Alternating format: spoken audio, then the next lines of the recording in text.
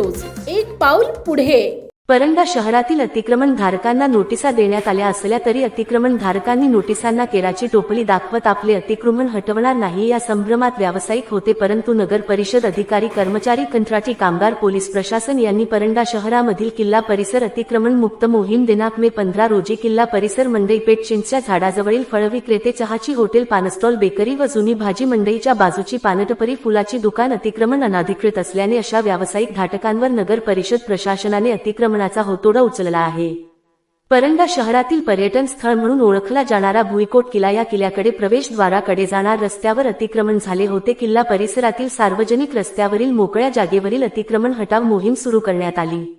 अतिक्रमण धारकांना नोटिसा बजावल्या तरी अतिक्रमण धारक यांना नोटिसांना केराची टोपली दाखवत अतिक्रमण हटवले नाही। नगरपरिषद कार्यालय अधिकारी, कर्मचारी, कामगार, पोलीस प्रशासन यांनी दिनांक मे 15 रोजी अतिक्रमण हटाव मोहीम सुरू केली।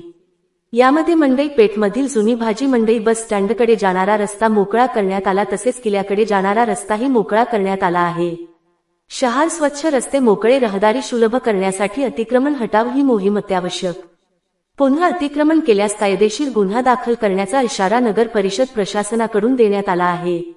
तसेच परंडा शहरातील रहदारीची कोंडी फोडण्यासाठी आणि किल्ला परिसर स्वच्छ व सुंदर ठेवण्यासाठी स्वतःहून आपली अतिक्रमणे काढून प्रशासनाला सहकार्य करावे असे आवाहन नगरपरिषद परंडा मुख्याधिकारी मनीषा वडेपल्ली यांनी केले आहे।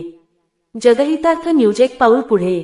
मुख्य संपादक धनंजय गोफणे। आपल्या परिसरातील बातम्या पाहण्यासाठी चॅनलला सबस्क्राईब करा, व्हिडिओला लाईक करा आणि बेल आयकॉन दाबायला विसरू नका।